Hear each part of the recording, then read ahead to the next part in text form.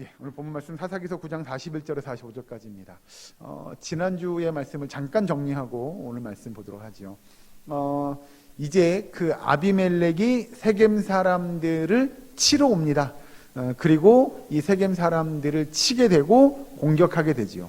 그때 그 성문 앞에 서 있던 인물 한 사람 누구죠? 예, 가알이라고 하는 인물이 그 성문 아침에 그 성문 입구에 딱 서 있었습니다. 기억나시죠? 그리고 그가 앞장서서 싸우게 만들고 그와 싸우게 되고 성경이 정확하게 이 가알이 어디서 어떻게 되었더라라고 이야기하지 않았는데 우리가 미루어 짐작할 수 있는 건 아비멜렉이 가알과 싸워서 이겼음을 우리는 알 수 있죠. 사실 지난주에 그래서 그런 말씀 지지난주에서 이어서 봤지만 가알은 흔히 왕이 될 만한 그런 깜냥이 아니었다라고 말씀드렸습니다. 기억나시죠? 예, 그는 그럴 만한 인물이 아니었던 거죠. 누가 봐도 왕이 될 만한 인물이 아니었죠. 그래서 전쟁에 나갔을 때 앞장서서 싸워라 하는 그거에 어쩔 수 없이 그는 싸울 수밖에 없었고 결국 그는 패전하게 됩니다. 그런데 성경은 이 가알이 싸우다가 죽었다, 뭐 죽임을 당했다, 뭐 이런 표현을 하진 않습니다. 그런 걸 놓고 보면 가알이 패전하고 도망하였음을 우리는 짐작할 수 있는 거죠. 그리고 나서 오늘 본문 41절 이렇게 합니다. 아비멜렉은 아르마에 거주하고 스불은 가알과 그의 형제들을 쫓아내어 세겜에 거주하지 못하게 하더니, 그러니까 죽였다는 게 아니고 어떻게 했다고요? 예, 쫓아냈다는 거죠. 그러니 가알은 쫓겨났다. 뭐 성경의 표현을 빌리면 쫓겨났다 내지는 어떻게 된 거예요? 도망했다라고 우리가 알 수 있죠. 자, 그런 내용을 이야기하고 나서 여기서 잘 보시면 이제 41절에 이런 얘기합니다. 아비멜렉이 아르마에 거주하고 스불은 가알과 그 형제들을 쫓아내어 세겜에 거주하지 못하게 했다라고 성경은 우리에게 이야기합니다. 여기서 세겜에 쫓겨난 이 가알에 관한 이야기를 하고 그리고 나서 그의 형제들, 가알의 형제들도 세겜에서 함께 쫓겨났음을 이야기합니다. 성경을 읽다 보면 이게 잘 흐름이 이해가 안 될 때가 있죠. 그러면 예를 들어서 지금 싸운 거잖아요. 아비멜렉과 이 가알 또는 세겜 사람들이 싸운 건데, 아니 싸웠으면 뭐 결과가 어떻게 됐다, 누가 이겼다, 누가 졌다, 뭐 누가 몇 명 죽었다, 보통은 이렇게 이야기하는데 42절 보면 이튿날 백성이 밭으로 나오매 이렇게 시작합니다. 이걸 좀 이게 연결이 그러니까 얘기하면 성경의 흐름이 물 흐르듯 이렇게 자연스럽게 흘러가진 않는 것 같죠. 그러면 이 내용을 우리가 유추해 보면 그런 거죠. 전쟁을 했으나 아비멜렉이 그 성을 쳐서 예를 들면 그 성을 함락시키지 못한 거죠. 그리고 세겜에서 세겜 사람들이 일부분 쫓겨가고 또는 가알도 도망가고 그렇게 해서 우리가 성경을 유추해 보면 성 안에 있던 세겜 사람들이 아비멜렉이 물러갔구나라고 하는 예상을 하고 이 42절에 이튿날 백성이 밭으로 나오매라고 하는 거죠. 그러니까 이 세겜 사람들이 그렇게 생각한 것 같아요. 아, 전쟁이 끝났어. 아, 가알도 도망갔고 그 형제도 다 쫓겨났고 그러니 아비멜렉도 물러갔고 그러니 전쟁이 끝났어 라고 생각한 것 같습니다. 그 다음날 아침에 이제 이튿날 그들이 성 밖에 나와서 밭에 가서 농작물을 기르려고 할 때 42절 보시면 사람들이 그것을 아비멜렉에게 알리니라 라고 하는 거죠. 아, 저기 세겜 사람들이 지금 다시 성문에 나와서 밭에 가서 농사 지으려고 그래요. 그들이 성을 나왔어요 라고 하는 걸 아비멜렉이 알리게 되고 이 아비멜렉이 이제 쫓아오게 됩니다. 43절 보시면 이렇게 이야기합니다.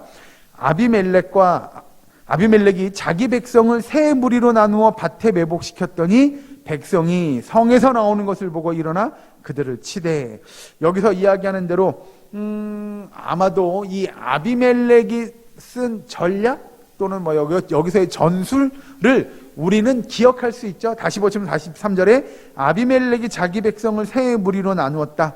여러분 요거 기억나십니까? 세 무리로 나눴다. 그렇죠. 너무 오래전 얘기라. 그렇죠. 그 아비멜렉의, 여러분 아실 것 같아서 질문하고 넘어가죠. 아비멜렉의 아버지가 누구죠? 그렇죠. 기드온이죠. 기드온이 왜 성경에서 그렇게 유명해질 수 있었느냐? 기드온이 전쟁을 치렀어요. 누구랑요? 아, 그렇죠. 하나님이 시켜서 했죠. 그러니까 누구랑 싸웠냐고요? 누구랑 싸웠죠? 너무 오래전 얘기죠. 그죠? 예, 너무 오래전 얘기라 미디안 방백들하고 싸우게 됩니다.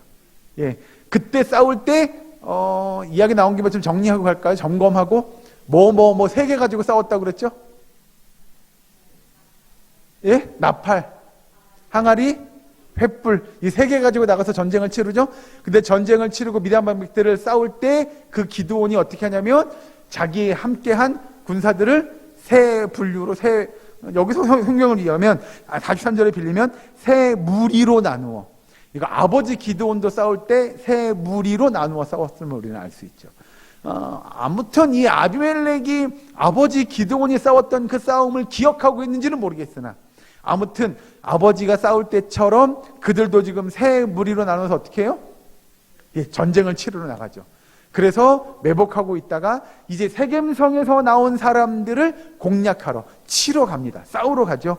그리고 나서 밑에 가서 잘 보시면 세 무리로 나누었는데 43절에 보태서 보시면 중간부터 볼게요. 백성이 성에서 나오는 것을 보고 일어나 그들을 치되 아비멜렉과 그때는 돌격하여 성문 입구에 서고 두 무리는 밭에 있는 자들에게 돌격하여 그들을 죽이니. 세 무리로 나누어서 한 무리는 어디 서요? 예, 성문 앞에 서는 거죠. 왜요? 예, 도망 못 가게. 저것들이 다시 성으로 쏙 들어가는 그걸 막는 거예요. 쉽게 얘기하면 퇴로를 차단하는 거죠. 도망 못 가게 성문을 쫙 막고 나머지 두 무리는 어떻게 해요? 예, 밭에 나온 그들을 공격하게 하는 거죠. 이건 여러분 이런 전술들은 굉장히 유능한 전술, 우리가 볼 때 아이고 잘 싸웠네라고 평가할 만한 전술이었을 겁니다.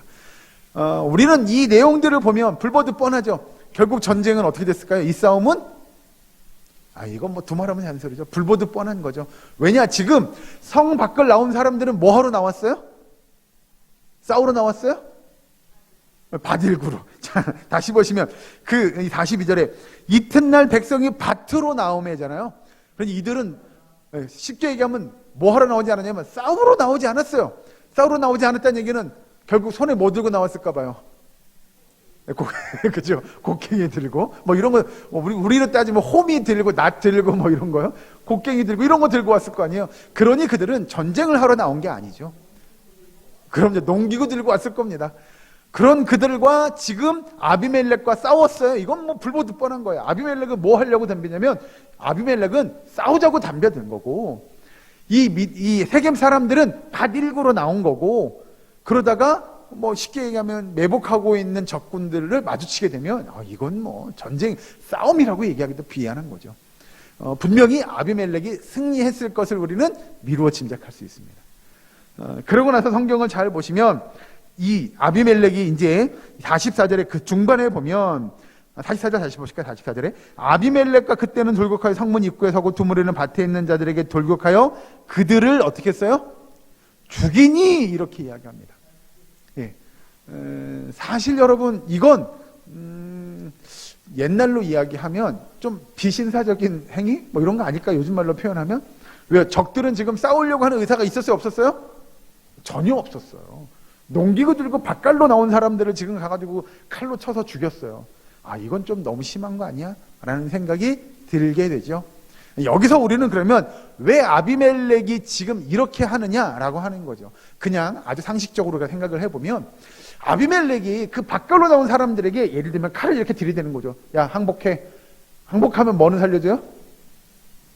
목숨만은 살려줄게. 이렇게 할 수 있는 거잖아요. 그렇게 해서 그들을 어떻게 해요? 어차피 그들도 다 자기 사람, 자기 백성이잖아요. 맨 처음에 우리가 이제 좀 다시 옛날로 돌아가서 기억을 살려야 되는데 아비멜렉이 왕이 될 수 있었던 그 이유는 뭐였다고 그랬죠? 이것도 제가 오래된 거라.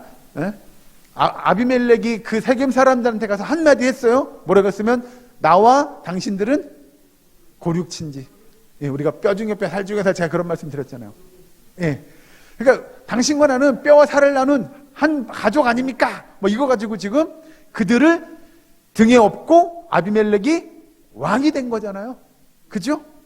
그러면서 어떻게 해요? 자신이 왕이 되기 위하여 어떻게 했다고요? 다 죽였어요. 누구를요? 누구를 다 죽였어요? 자기 형제들을 다 죽였어요. 70명을 다 죽였어요. 예. 정말로 자기 피를 나눈 형제들인데도 불구하고 그 70명을 다 죽였어요. 여기서 보면 아비멜렉이 왜 세겜 사람들을 예를 들면 곡괭이 들고 농기구 들고 나온 사람들을 다 죽일 수밖에 없느냐. 그는 그런 인물이었던 거죠. 왜 여기서 지금 예를 들면 44절 그 끝에 그들을 죽이니부터 45절 보시면 아비멜렉이 그날 종일토록 그 성을 쳐서 마침내는 점령하고 라고 했느냐라고 하는 거죠. 그는 사실 그런 인물입니다. 뭐냐 하면 자기에게 방해가 돼요? 그럼 어떻게 돼요? 다 죽이는 거예요. 그렇지. 다 그냥 싸그리 다. 그게 아비멜렉의 성격이고 성향이었던 거죠. 좀 더 자세히 볼까요? 좀 더. 아비멜렉은 자신이 왕이 되기 위하여 형제 70명도 죽이고 지금 여기 등장하는 세겜 사람들을 왜 죽였느냐라고 이야기하면 세겜 사람들이 뭐 했냐면 매복했어요. 그리고 매복해서 뭐 했어요? 그 매복한 골짜기를 오며 가며 지나다니는 상인들을 협박하고 탈탈탈 털었다고 제가 그랬죠, 여러분, 성경에서. 그래서 이 아비멜렉은 쉽게 예를 들면 화가 난 거죠. 전문 용어로 열받은 겁니다. 그래서 어떻게 해요? 자신의 이익, 감히 내 땅에서 허락받고 지금 상거래를 하는 그 상인들을 도적질을 해? 그래서 내 이익에 또는 왕의 명성에 먹칠을 해? 그래서 이 아비멜렉은 신이 얘기하는 열받은 거예요. 그래서 그들을 가만두지 않겠다고 마음먹고 가서 다 모든 사람들을 다 쓸어 없애는 겁니다. 다 죽이는 거예요. 이게 뭐냐? 아비멜렉은 여러분 자신에게 주어진 이익 또는 자신의 명예에 훼손이 되는 그런 것들을 경험하게 되면, 당하게 되면 어떻게 해요? 분노하게 됩니다. 그리고 가서 그들에게 자기의 권력, 왕으로서의 권력을 가지고 그들을 다 쓸어 없애는 거예요. 그냥 다 죽이는 거예요. 이건 뭐 화해나 타협이나 양보나 이런 건 없는 사람이죠. 그러니 자기 형제 70명을 다 죽이는 일들을 서슴지 않고 했던 거고, 오늘 등장하는 그 세겜 사람들의 모습을 보면서 끝까지 쫓아가서 성문으로 도망간 그들이 나왔어? 이것들 가만두면 안 돼. 그리고 테러를 차단해서 다 죽이는 겁니다. 그리고 아까 읽은 45절에 아비멜렉이 그날 종일토록 그 성을 쳐서 마침내 점령하는 일들을 그가 끝까지 해내는 거예요. 그리고 나서 오늘 좀 눈여겨봐야 될 대목이 이 45절 끝에 등장합니다. 그 끝에 보시면 이렇게 이야기합니다. 거기 있는 백성을 죽이며 그 성을 헐고 소금을 뿌리니라. 여러분, 그러면 여기서 아니 뭐 싸운 것도 이해가 되고요, 그 성을 헌 것도 이해가 돼요. 그런데 왜 거기다가 뭘 뿌려요? 그 소금을 왜 뿌렸을까요? 예? 우리는 저 같으면 좀 그럴 것 같아요. 소금을 아깝게 거기다 왜 뿌려? 그죠? 예. 소금을 왜 뿌릴까라고 하는 겁니다. 예. 여기서의 그 소금을 뿌리니라라고 하는 내용을 잘 보시면 사실 이 내용은 아주 특별한 의미를 담고 있습니다. 그냥 성경에서 아비멜렉이 가서 야 아까운데 소금 좀 뿌려, 뭐 이런 건 아닐 거라는 거죠. 분명히 의미를 담고 있으니 아비멜렉이 그 세겜 사람들을 다 죽이고 그 성을 다 허물고 그리고 소금을 그곳에 뿌렸다라고 하는 거죠. 여러분, 혹시라도 여러분들이 이해를 조금이라도 도울 수 있을까봐 우리나라도 예를 들면 옛날에 소금을 뿌리는 일들, 이 교회 다니면서 이런 말 하기가 좀 그렇잖아요, 그죠? 그런데 우리도 예를 들어 소금을 막 뿌리면 왜 뿌려요? 전문 용어 나오셔서 오늘도 재수 없다고. 예, 이런 것과 사실은 똑같은 내용은 아니나 비슷한 맥락을 갖고 있습니다.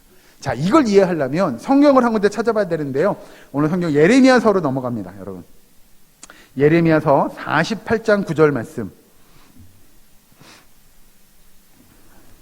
예레미야서 48장 9절. 제가 아닌 성경은 1130면 뭐 이쯤에 있습니다. 1128면이네요. 1128면.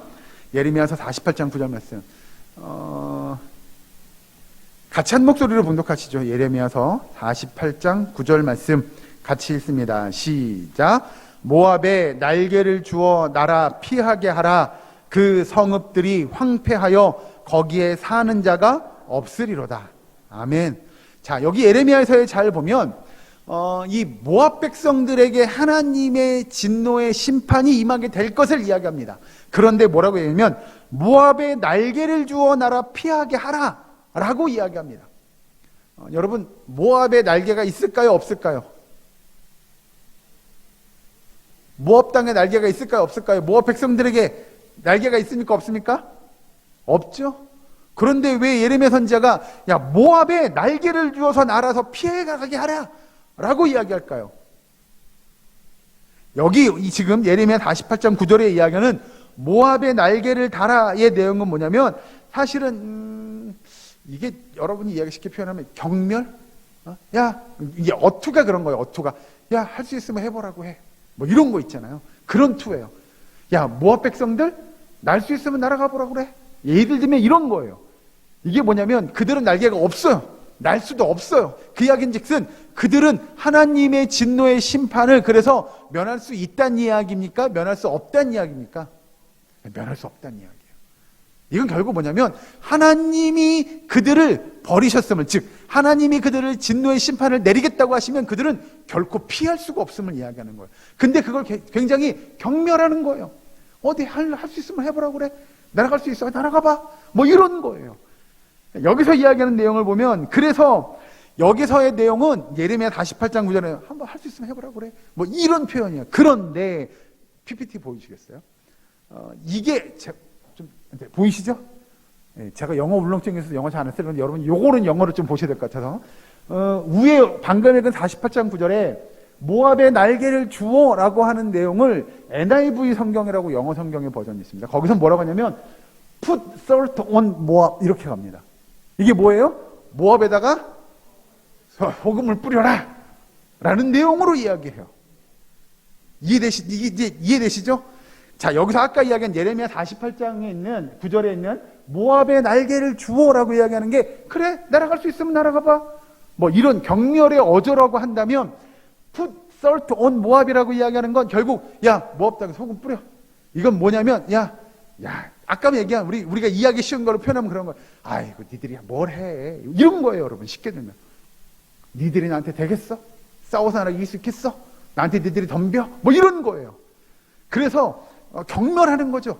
여기서 이제 보시면 이제 다시 본문으로 넘어와서 오늘 본문에 사사기 9장 45절에 그 성을 헐고 소금을 뿌리니라라고 이야기하는 건 이 아비멜렉이 쉽게 들면 이제 기세등등한 거예요. 이 모압이란다. 이 세겜 사람들이 자기와 싸우려고 덤벼요? 어디 감히 나한테 싸우려고 덤벼? 라고 하는 거예요. 그래서 그들을 다 죽이고 그 성을 다 회파하고 그리고 그 땅에 소금을 뿌리는 거예요. 야, 니들이 감히 나한테 덤벼? 라고 하는 거예요. 이게 경멸의 표시예요. 그러니 이 아비멜렉은 사실은 이제 승승장구하는 거죠. 자신을 대적했던 또는 자신을 반대했던 또는 반역을 꿈꿨다고 생각되어지는 이 이 세겜 사람들을 완전히 다 초토화시킨 거예요. 그리고 그곳의 사람들을 모두 다 죽인 그 일들을 통하여 이제 아비멜렉은 사실 기세등등한 사람이 된 겁니다. 자, 그러면 성경에서 이야기하는 대로 왜 이런 일들을 하나님께서 우리에게 나타내 보여주셨냐라고 한다면 여러분 아비멜렉은 사실 성경에 등장하는 오늘 우리가 찾아보고 있는 이 사사기서에 등장할 만한 사사냐? 아니요 여러분. 사사는 이런 모습으로 나타나지 않잖아요. 제가 지난주에도 말씀을 드렸지만 정말 진정한 사사라고 이야기한다면 그 사사는 하나님의 백성들을 하나님께로 잘 인도하는 게 그의 목표예요. 그의 사명이에요. 어떻게 하면 이 백성이 하나님을 바라볼 수 있겠느냐? 어떻게 하면 이 백성이 하나님의 뜻대로 살아가게 만드느냐가 그의 사명인 거죠. 그래서 자신의 아버지, 이 아비멜렉의 아버지도 기드온도 그러잖아요. 이 이스라엘 백성들이 당신이 우리를 다스려 주세요. 당신이 우리의 왕이 돼 주세요라고 얘기할 때 뭐라고 하냐면 전 아니에요. 하나님께서 당신들의 왕이 될 거예요. 하나님이 여러분을 통치하실 거예요 라고 가르쳐 주잖아요. 이게 어떻게 보면 사사의 모습이잖아요. 그런데 오늘 성경에 등장하는 이 아비멜렉은 전혀 그런 사사가 아니죠. 뭐냐면 자신의 뭐에 굉장히 밝았냐면 자신의 이익에 굉장히 밝았어요. 자신의 명예를 쫓았어요.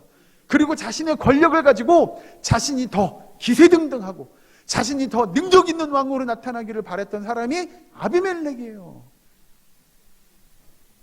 그건 다음 주에 다음 주에. 예.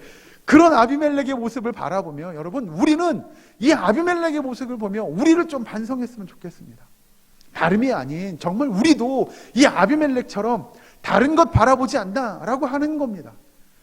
내가 세상에 관심을 갖고 세상의 사람들이 쫓아가는 세상의 문화와 풍습을 따라가고 세상 사람들이 관심을 갖는 이게 우리의 눈멀지 않았냐, 또는 내가 가지고 있는 그 작은 권력에 눈멀어서 어떻게든 이 권력 쥐고 이 권력으로 내가 뭔가를 누리고 나타내고 행사하고 싶어 하지 않았느냐, 또는 그것이 마치 내가 다른 사람들 앞에 어깨 으쓱할 수 있는 기세등등한 모습이 나에게 더 중요한 것 아니었냐라고 하는 것들을 돌아보셨으면 좋겠습니다. 여러분, 우리는 이 땅에 보내진 하나님의 백성, 하나님의 사람들입니다. 다른 표현으로 하면 하나님의 백성이고 하나님의 군사일 겁니다. 그러면 우리는 여러분, 나가서 하나님의 영광을 위하여 싸워야 합니다. 그 하나님의 영광을 위하여 싸우는 일에 우리는 헌신해야 합니다. 그 헌신은 여러분, 당연히 우리의 목숨까지도 내어놓을 수 있는 헌신이 되어야 하고, 그런 맥락으로 본다면 여러분, 우리에게 사실은 여기서 이야기하는 물질적인 내지는 자신의 이익이라든가 명예나 권력이라든가 이런 것들은 사실 우리에게 별로 중요한 것이 아니죠. 정말로 중요한 건 내가 하나님의 백성답게, 하나님의 보내심을 받은 일꾼답게 오늘의 삶을 이루어가고 있는가라고 하는 것이고, 그런 나의 삶을 통하여 하나님이 나타나냐, 하나님이 보여줄 수 있느냐, 하나님이 나의 통치를 이루어가는 하나님이심을 많은 사람들에게 증거할 수 있느냐라고 하는 것이 훨씬 더 중요하다는 겁니다. 오늘 성경의 말씀의 내용을 보면 정말 이 아비멜렉은 자신의 이익과 명예와 그 권력을 자기 마음대로 휘두릅니다. 그리하여 세겜 사람들을 다 죽이는 일들을 그가 서슴없이 하게 되죠. 여러분, 오늘 우리의 삶 속에서 우리의 삶을 돌아보며 정말 내 삶에 하나님의 영광의 역사가 나타나고 하나님의 은혜의 역사가 나타나는 그런 일들이 있기를 주 여러분 간절히 축원합니다.